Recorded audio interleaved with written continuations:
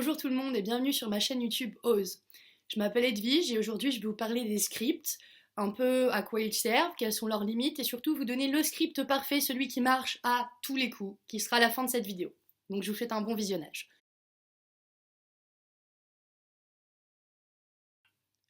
Pour vous mettre dans le contexte, imaginons que vous alliez voir un thérapeute. Vous ne connaissez absolument rien à l'hypnose et c'est la toute première fois que vous allez voir quelqu'un comme ça.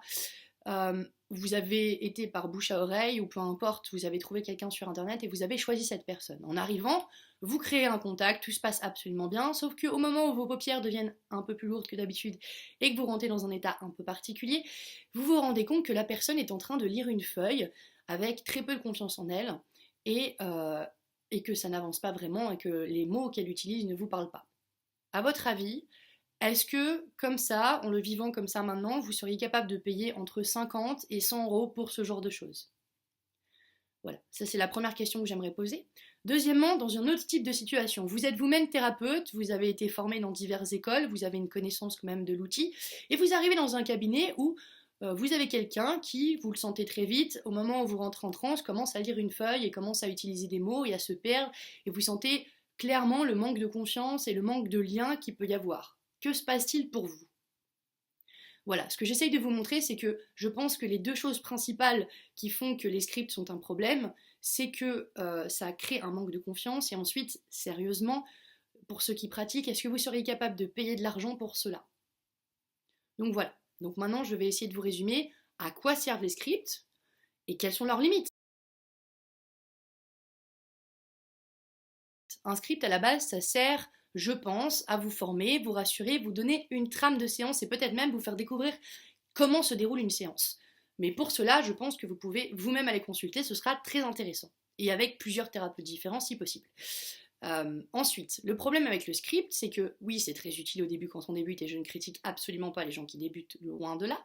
Mais si vous êtes persuadé que pour chaque problème il y a un script, alors je crois que vous avez raté quelque chose d'essentiel dans l'hypnose, c'est que l'hypnose c'est un art. Et que un artiste, c'est pas parce qu'il connaît sa partition par cœur qu'il va forcément être un artiste. D'accord? Donc évidemment qu'il faut avoir des compétences et ce genre de choses, mais moi je crois vraiment que le plus important aujourd'hui dans notre métier, c'est de se ramener à l'humain. Et si on considère que chaque problème a sa solution plutôt que chaque problème a son script, c'est un peu comme si on oubliait complètement qu'on avait un humain en face de nous et qu'on traitait les gens comme des problèmes. Et là, ça peut vraiment casser le lien et donner une très mauvaise image de l'hypnose.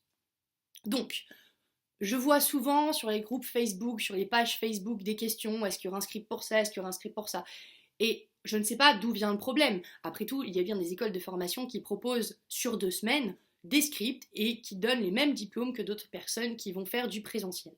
Donc le problème vient sûrement de quelque chose de plus profond, mais s'il vous plaît, si vous avez conscience de ça et si vous voulez devenir le meilleur thérapeute possible, parce que j'espère que c'est votre but, alors vous prendrez conscience très rapidement que il y a d'autres moyens aujourd'hui que les scripts de faire de belles séances de thérapie. Alors, bien évidemment, cette vidéo n'est pas juste une remarque pour dire qu'il y a un problème. Je m'engage à vous proposer quelques solutions tout de même. Déjà, j'aimerais que vous vous rendiez compte que l'hypnose, sans le lien, n'existe pas. Erickson disait, peut-être que l'hypnose, finalement, ce n'est que une relation chaleureuse entre deux personnes. Comment voulez-vous créer ce genre de bulle, ce genre d'état, si la seule chose qui vous inquiète, c'est vais-je connaître mon script par cœur, vais-je être capable de le lire, vais-je bafouiller ou ce genre de choses? Parce que croyez-moi, ça a beau être aberrant, il y a des gens qui n'utilisent que ça. Et moi-même, en tant que thérapeute et en tant que cliente de plusieurs thérapeutes, j'ai déjà vécu ça. Et c'est absolument désagréable, et je pense même que ça ne donne pas du tout confiance en la personne, qu'on s'y connaisse ou pas.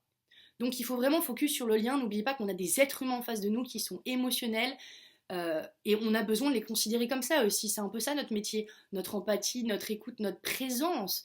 Et comment peut-on être présent si on est focalisé sur une feuille ou sur quelque chose qu'on a appris par cœur? Donc oui, ça peut être utile à un moment donné de se rassurer, certes, mais n'oubliez pas le lien. Le lien qui, s'il est perdu dès le début de la séance, est perdu généralement pour longtemps, est très dur à récupérer et qui fait vraiment pour moi la beauté d'une séance et même parfois le résultat. Ensuite, le plus important, ce qu'il faut que vous compreniez, c'est que les choses toutes faites ne fonctionneront pas sur tout le monde. Il y a des très beaux protocoles d'arrêt de tabac qui fonctionnent sur certaines personnes et sur d'autres non. Ça ne veut pas dire que vous n'êtes pas compétent, ça ne veut pas dire que ça ne fonctionne pas, ça veut juste dire qu'on a des êtres humains en face de nous qui sont différents. Donc on doit les traiter, à mes yeux, de façon différente. En effet, une des techniques pour éviter le script, c'est de tout simplement demander une métaphore à son sujet. Alors, comment on fait cela? C'est très simple, on pourrait lui dire, et si ton problème c'était un objet? Ou si c'était une forme, à quoi ça ressemblerait? Et si ton problème était quelque part dans ton corps, il serait où? Et là, on porte tout son intérêt sur l'autre, en fait. On crée du lien en plus, et au-delà de ça, euh, on utilise les métaphores du sujet. Par exemple, si quelqu'un dans votre déo ou dans votre début de séance vous dit que son stress, c'est comme s'il avait une boule dans son ventre, et que c'était quelque chose qui se compressait, il faut se servir de ça pour faire une métaphore.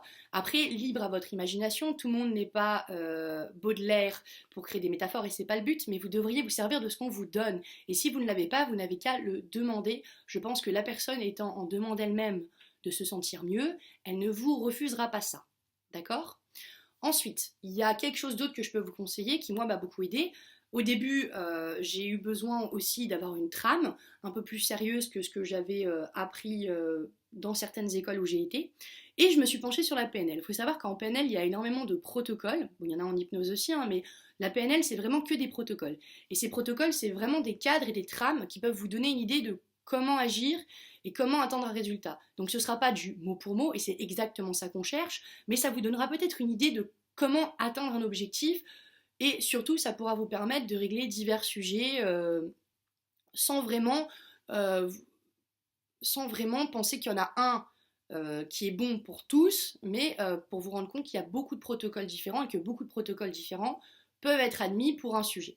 Donc, je ne suis pas en train de vous faire l'apothéose de la PNL, mais en PNL, vous avez des protocoles intéressants qui peuvent vous aider et qui, je pense, vous permettront de moins vous fixer sur les scripts en général.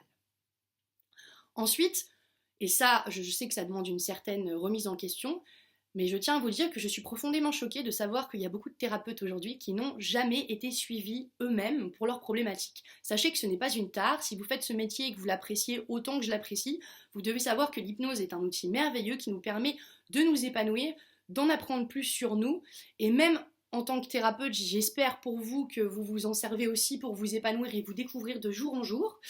Et il ne faut pas oublier que c'est aussi un outil qui peut nous aider nous-mêmes, quelque chose qu'apparemment beaucoup de gens oublient. Et je pense qu'à un moment donné, quand on a un blocage, quand on n'est pas sûr, quand on n'a pas assez confiance en sa pratique, il y a des moyens assez simples de remédier à ça. Par exemple, formez-vous plus. Alors je sais que ça a un coût, je sais que ça implique du temps, mais si c'est vraiment quelque chose qui vous passionne et que vous voulez percer dans ce métier et réussir, ne croyez pas que vous allez y arriver comme ça. Il n'y a que les hypnotiseurs de spectacle qui arrivent comme ça, et encore, je vais vous dire, même pour eux c'est compliqué. Donc avec un peu d'humour, hein, il faut bien en rire.